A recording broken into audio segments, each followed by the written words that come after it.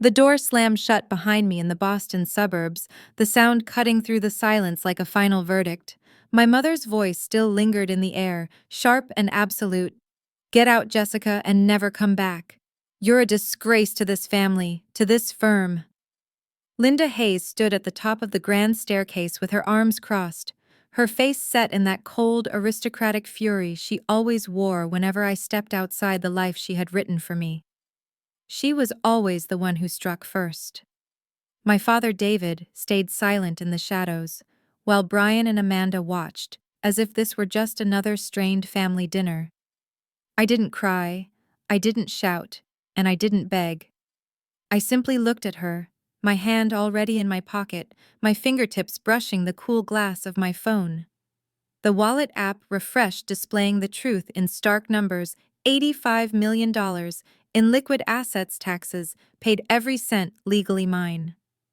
She believed she was casting me into ruin. She had no idea she was speaking to someone who had quietly built an empire in the hours they assumed I was failing. I picked up the small duffel bag I'd packed in less than 10 minutes, zipped it with deliberate calm, and walked out without a single glance back at the colonial mansion that had never been a home, only a gilded cage. The Uber was waiting at the gate, and as we pulled away, I booked a private jet out of Logan destination set to the Hamptons. The next morning, I stepped into my new space through seamless glass doors, floor-to-ceiling windows, opening onto the Atlantic, crashing below steel beams, and white marble, stretching into a vast, intentional emptiness. I set the bag down on the polished concrete, the sound crisp in the quiet. I raised my phone, framed the endless ocean, and posted it to my private Instagram story with no caption at all. Then I whispered into the stillness, "They'll understand soon." If you've ever been pushed out by the very people who were supposed to protect you, leave a comment and share your story, because sometimes the strongest rise begins the moment you're abandoned. The flight to the Hamptons was serene. I reclined in the wide leather seat with sparkling water untouched, staring out at the endless coastline below, while memories from the Boston suburbs house flooded back uninvited. Thanksgiving was always the sharpest reminder of where I stood in that family. Linda would orchestrate the entire evening with flawless control, the table set with crystal and silver, the turkey sliced perfectly, and then she would turn to Brian with that exclusive warmth she never extended to anyone else. "My strong son," she would declare, resting her hand on his shoulder, as though he were already the firm's undisputed future. David sat at the head, offering only a quiet nod, never challenging, never stepping in. Amanda, positioned right beside me, would smile and murmur agreement, her allegiance so automatic it felt rehearsed. I occupied a chair at the table, but I might as well have been transparent. No one asked what I was working on. No one acknowledged any accomplishment. To Linda, I was simply a liability, a daughter destined to marry strategically and bring useful alliances back to the firm. The law school enrollment was never about my potential, it was about finding a husband who could reinforce the family's position. They expected compliance. I delivered something else entirely. In the dim light of my dorm room, while everyone else dissected contracts and precedents, I taught myself to code. The commercial real estate valuation process struck me as archaic, dependent on outdated networks, subjective judgments, and slow manual reports. I built an AI fintech tool that ingested satellite imagery, economic indicators, transaction histories, zoning changes, and credit data, then delivered precise, instantaneous valuations for any commercial property. It wasn't incremental improvement, it was a complete disruption. By the end of my sophomore year, the tool had been quietly licensed to 3 major hedge funds through carefully layered shell companies. By junior year, I negotiated the sale of a minority stake for 8 figures, all anonymous, all routed, so no trail led back to me or the name Hayes. The funds accumulated steadily, invested conservatively, compounding in silence, while I maintained the facade of an average law student at home. I never once mentioned the project. There was no point. They had already assigned my value, and it had nothing to do with what I could actually achieve. As the plane tilted into its final approach, the ocean glittering far below, I felt the old resentment loosen its grip. I had spent years absorbing their verdict that I didn't belong in their world. Yet here I was, having constructed an entirely different one they couldn't comprehend, one they could never control. I wasn't failing on their terms. I was surpassing everything they believed possible. The landing gear touched down smoothly, and for the first time, the horizon ahead felt wide open, entirely mine. 2 weeks passed in the Hamptons. The rhythm of the place took hold quickly, the glass-walled rooms letting in constant light, the steel framework giving everything a sharp, modern edge, the Atlantic visible from every angle crashing in steady, powerful surges that drowned out any lingering echo from Boston. The old house there had been all heavy wood, dim corners, thick drapes, and the weight of constant judgment pressing down from every ceiling beam. Here the space breathed open, clean, no corners to hide disappointment, no walls closing in with expectations I never met. I converted the ocean-facing suite into my command center. 3 large monitors, a sleek standing desk, noise-canceling headphones, and the low, steady hum of dedicated servers downstairs handling the load. From that desk, I pushed the company forward, acquiring 2 promising fintech startups in quick succession, one specializing in automated compliance, the other in real-time credit scoring negotiating terms over secure video calls, integrating their tech into my core AI platform, expanding its reach from property valuation into full-spectrum commercial lending analytics. Competitors who once dismissed the tool as a hobby project now scrambled to license it or risk being left behind. Hedge funds doubled down on exclusive contracts, and the platform's accuracy metrics kept climbing, drawing more institutional interest every week. The growth was relentless, efficient, quiet. Days blurred into focused blocks of code reviews, strategy sessions, investor updates, all managed remotely with a small distributed team that never asked about my personal life.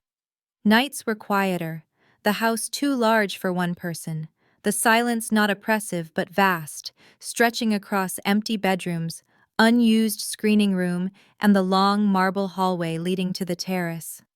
I would walk out there barefoot, feeling the cool stone underfoot, watching the moon reflect off the water, and sense the solitude settle in, not as loneliness exactly, but as deliberate distance from everything that had tried to define me. No incoming messages from Linda, no curt check-ins from Brian, no casual updates from Amanda. The silence they imposed had become mutual and strangely liberating. Then one ordinary morning, the AI dashboard flashed a critical alert red banner across the top priority flagged. I opened the report and the data spilled out: mortgage on the Boston suburbs property, erratic payments for months, late fees, compounding missed escrow deposits climbing. The firm had pledged the house as collateral for a high-risk revolving credit line, the kind banks extend only when balance sheets are bleeding and traditional lenders start turning away. Cash outflows exceeded inflows, client retainers weren't replenishing overhead, and the once solid reputation that propped up the practice was eroding fast. Whispers of instability already circulating in legal circles. The fortress of tradition they had built their entire identity around was fracturing under pressure they couldn't admit. I leaned back in the chair, a cold smile forming slowly, the kind that doesn't reach the eyes. The legacy they had raised glasses to, the one rooted in exclusion and unearned certainty, was crumbling right under their feet. They were sleeping in a house, held together by debt they couldn't service. The dashboard refreshed, more red indicators, more evidence of decline. I closed the laptop and looked out at the ocean, the waves rolling in relentless unchanging. The emptiness in the room no longer felt like absence. It felt like room to maneuver. Then my phone buzzed with Brian's name. I stared at the screen for 3 rings, letting the vibration pulse against my palm before swiping to answer. "Hello, Brian." His voice came out hurried, fractured, almost panicked. "Jessica, thank God. I wasn't sure you'd pick up. Look, I know things got ugly when you left, but I'm in real trouble here." He paused, expecting sympathy that never came. "Temporary cash crunch. Gambling went south, bad streak. I need 50,000 just to bridge it 1 month tops. I'll pay you back double, I swear. The lie was so familiar it almost felt scripted, the same gambling excuse he had used for years whenever the firm's client funds got too tempting. But the AI dashboard had already laid it bare. Embezzlement straight from escrow accounts, lifestyle expenses covered by new client retainers, a classic Ponzi patch that would collapse the moment the quarterly audit hit. He still pictured me scraping by on odd jobs, clueless about the empire I had built in silence. 50,000 is a big ask for someone you think is broke, I said evenly. I know, but you always had those tech side hustles, right? Some savings tucked away. Come on, Jess, please. If I don't plug this, Mom will flip. The nickname Jess again, the casual diminutive he threw out when he wanted to pull rank or play the big brother card. I let the line hang long enough for discomfort to settle in his chest. I'll help, I said finally. Oh, thank you, thank you, thank you. One condition. You sign a promissory note. The loan secured against your future inheritance, specifically your share of the estate. Silence stretched, then a wary, why the estate? Because this isn't family favors anymore, Brian. This is a transaction. Sign or keep looking. He weighed it audibly, the estate valued in millions, 50,000 a spec, he assumed he'd repay before the clause ever triggered. Okay, fine, send it over. I ended the call and opened the encrypted messaging app to my broker. Execute Trojan horse. The transfer initiated, 50,000 moved cleanly from one account to his traceable only as a sibling loan. Moments later, his text landed, "Thanks, sis," followed by the smirking emoji, the exact one he loved flashing when he thought he had won something. That smirking emoji hit like a reminder of how family mockery can turn into silent fuel for change. I stared at it, the little yellow face smug and oblivious, then typed back a single period cold final. While the wire cleared, I moved to the secondary step. Nemesis Holdings, my clean shell entity, reached out to the bank holding the mortgage on the Boston property. They were already on edge, late payments stacking, missed escrow, the high-risk credit line teetering close to covenant breach. The bank wanted out of the exposure fast. I acquired the note outright, the full debt, the lien, the legal right to call it due or foreclose if defaults continued. It wasn't merely lending my brother money.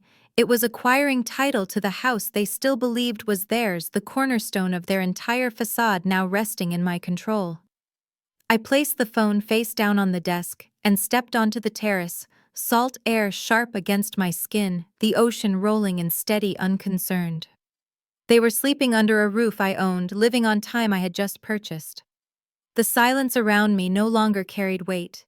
It carried leverage. The invitation came via email a month later. A sleek digital flyer forwarded by a former classmate who assumed I had been overlooked, the 30-year jubilee honoring the firm's legacy, held right at the Boston suburbs estate. The irony was thick. They were raising glasses to 3 decades of prestige in a house that had defaulted on its mortgage months earlier.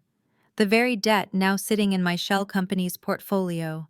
I RSVP'd yes.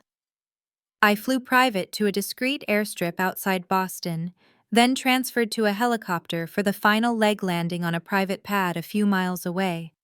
I rented a black town car, drove the winding roads to the gates, and handed the keys to the valet without a word. The driveway glittered with luxury sedans, Bentleys, Mercedes chrome, catching the landscape lights like trophies.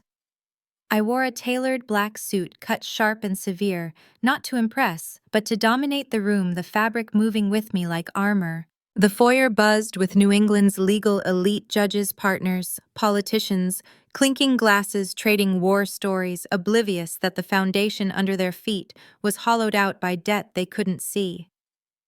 Linda noticed me first, her conversation halting mid-sentence, tray of canapes trembling in her grip.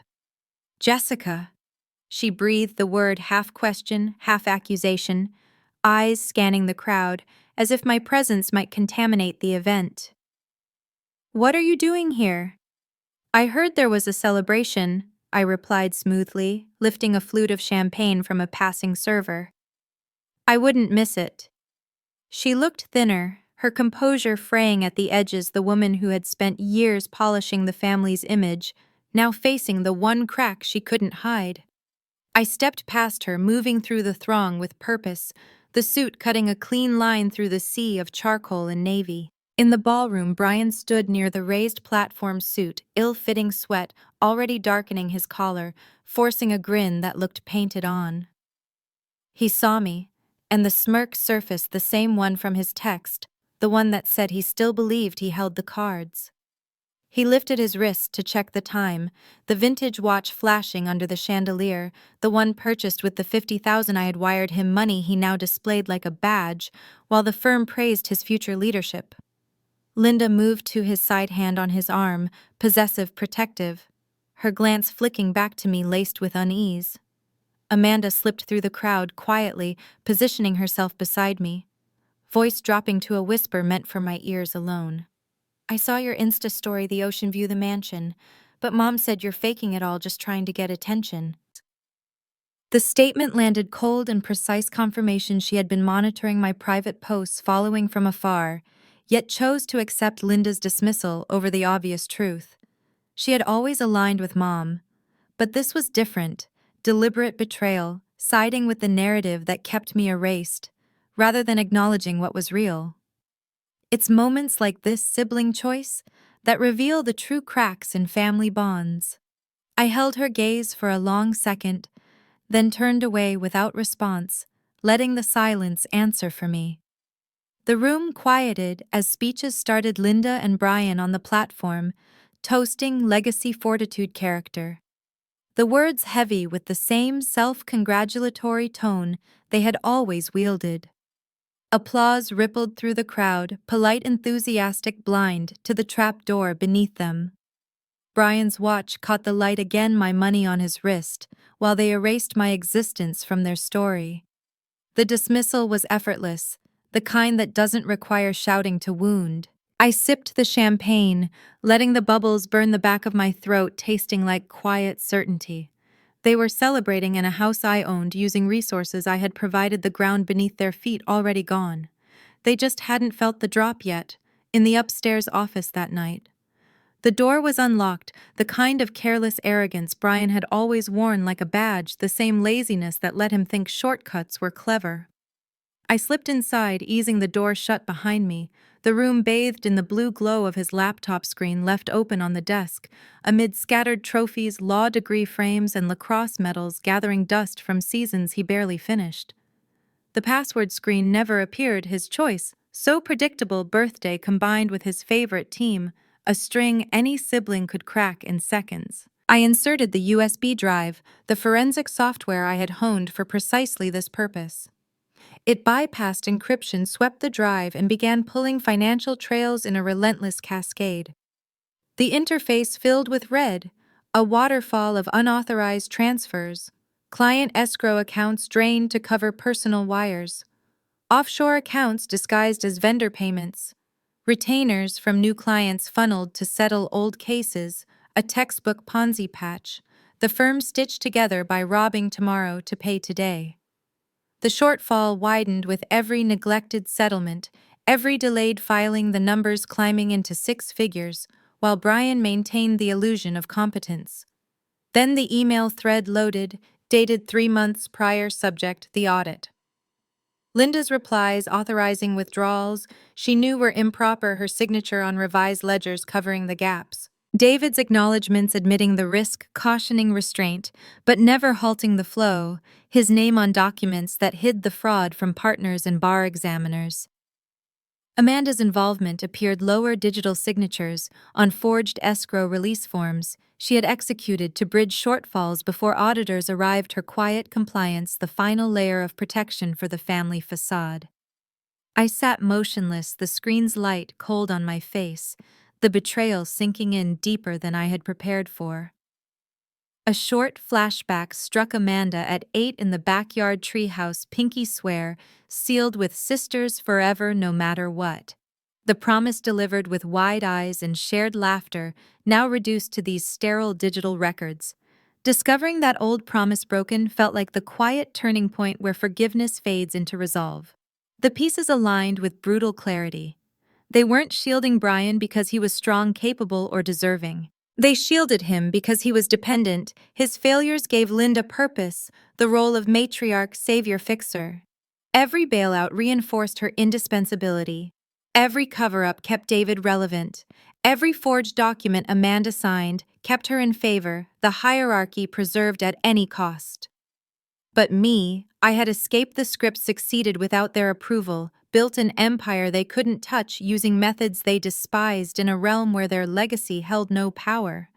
My independence wasn't a point of pride to them, it was an affront, a direct challenge to the control they mistook for love.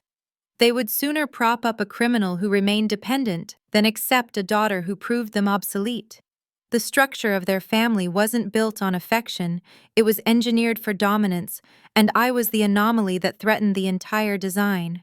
I ejected the USB drive, the evidence-complete fraud complicity cover-up, all time-stamped, irrefutable, and ready for submission to the Bar Association. The room felt smaller, the trophies now mocking the man who had never truly earned them, the desk cluttered with symbols of a hollow success. I stood, slipping the drive into my pocket, and moved to the door, the hallway beyond dim and silent. Downstairs, the party continued, laughter and clinking glasses drifting up the stairs. They were toasting a legacy already deceased, the applause ringing, while the foundation crumbled unseen. I had the truth in my hand. The verdict was set to be delivered. Dawn broke over the Boston suburbs estate. I had entered before first light using the old key, the locks never changed, the house still wrapped in its false sense of permanence. I went directly to the library, the long mahogany table, the high-backed chair at the head, the one David had always claimed as his domain. I took that seat now, projector-connected laptop, open the wall above the fireplace, glowing with the first image bank statements.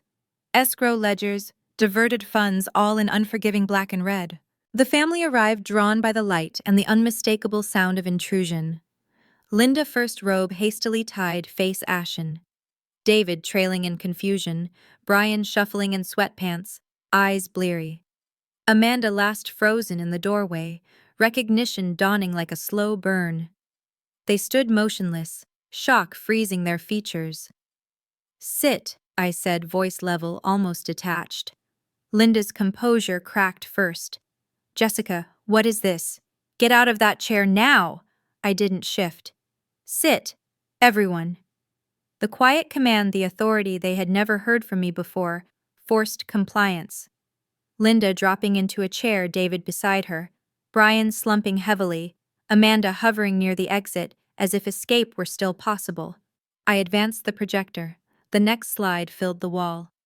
Email chains, forged signatures, Linda's approvals, David's cover notes, Amanda's digital endorsements on escrow releases, all dated, all irrefutable. Linda's hand rose to her throat. Brian's face drained. Amanda stared at the floor, refusing eye contact. "This is embezzlement," I stated plainly. "Client funds siphoned Ponzi scheme to hide your son's failures, and you all enabled it." Linda's voice trembled. "We're family, Jessica. We had to protect the name, the firm." "Protect?" I echoed. "You protected a criminal. You exiled me for succeeding without you." Brian stammered. "Jess, please, we can work this out." I clicked forward the final document, foreclosure notice, lender, Nemesis Holdings, LLC. "I acquired the mortgage note months ago," I said. "I own the debt. I own this house. I own the roof you sleep under." The room went still, absolute heavy air, thick with disbelief. Linda whispered, "Impossible, you're a dropout." I finished. "I left law school because I realized I could buy the institutions that taught it." David leaned in, voice hoarse. "Jessica, we're family, you can't destroy us." I let out a short, dry laugh. Family doesn't destroy its own for convenience. Family doesn't label a daughter a disgrace. Family doesn't forge documents to shield incompetence. Linda's eyes welled, tears spilling. "We're family," she cried, the plea raw, desperate, cracking on the last word. The vulnerability hit me unexpected. My own voice faltered for a split second, the crack I hadn't intended showing through. Family doesn't erase success, Linda. I opened the Massachusetts Bar Association app on my phone, uploaded the evidence package, timestamps, intact files sent the examiners would review within hours. You have 30 days to vacate. The firm is insolvent. Brian faces disbarment. Sanctions will follow for the rest of you. The verdict is final. You're evicted. The begging started in waves. Linda sobbing, David pleading. Brian promising anything, Amanda silent tears tracking down her cheeks. I rose, looked down at them. The once dominant figures, now diminished tenants in a property they could no longer claim. The case is closed. I walked out the library door, morning sun cutting sharp angles across the floor, the house stripped of its illusions, no more speeches, no more toasts, only the echo of consequences settling in the empty spaces behind me. The aftermath unfolded quietly. Brian pleaded guilty before the bar could even schedule a hearing. The evidence too overwhelming to contest disbarment came swiftly permanent revocation of his license, the end of any path back to law. He ended up in a narrow studio apartment in New Haven, Connecticut, the kind of place where the heat rattles and neighbors argue through thin walls, working shifts at a car rental counter near the airport, logging mileage on sedans for barely above minimum wage, the former heir now explaining collision coverage to harried travelers. Linda and David sold off what remained the last firm accounts, the few untouched investments, enough after debts to buy a modest two-bedroom condo in a retirement community outside Tampa, Florida. The transition brutal, from sprawling colonial rooms to beige walls, assigned parking, and bingo nights in a common hall they rarely attended. Amanda disappeared without trace. No goodbye, no last call. She simply erased herself from every shared contact, every family thread, the sister who had chosen alignment, now choosing oblivion, complete and irreversible. I sold the Boston suburbs estate to a developer who stripped the mahogany library, turned the heavy wood into a boutique hotel lobby, the kind of place that charges premium for cocktails with ocean views. The old house dismantled piece by piece, no trace of its former weight left standing. I deleted every contact. Linda, David, Brian. Amanda, one tap at a time. The screen emptying with soft confirmations, the imagined click of final severance in each swipe. I launched the Horizon Fund, 50 million committed to women in fintech, specifically those dismissed as too emotional, too ambitious, too difficult for conventional boardrooms, scholarships, grants, accelerators, mentorship for dropouts, coders who built in silence, while others doubted the outliers who proved the rules wrong. Applications flooded in stories of similar dismissals, similar quiet victories, the capital deployed where it could multiply, impact building the network. I never had the real safety net that catches those pushed aside. Standing on the Hamptons balcony, months later, the Atlantic steady below, I felt the anger dissolve, not into reconciliation, but into distance. They had become irrelevant, their expectations, their judgments, their conditional regard reduced to echoes too faint to hear. In America, you build your own dream, even if it means walking away from the nightmare that tried to define you. Sovereignty can be lonely, but it's free. It's the kind of freedom that comes from rebuilding after letting go of what no longer serves you. The house here remains large, remains quiet, but no longer hollow. It holds space now for whatever future I decide to claim. Thank you all for taking the time to watch the video. If you found this story meaningful, don't forget to like, leave a comment, sharing your thoughts, and subscribe to the channel so you don't miss any upcoming videos.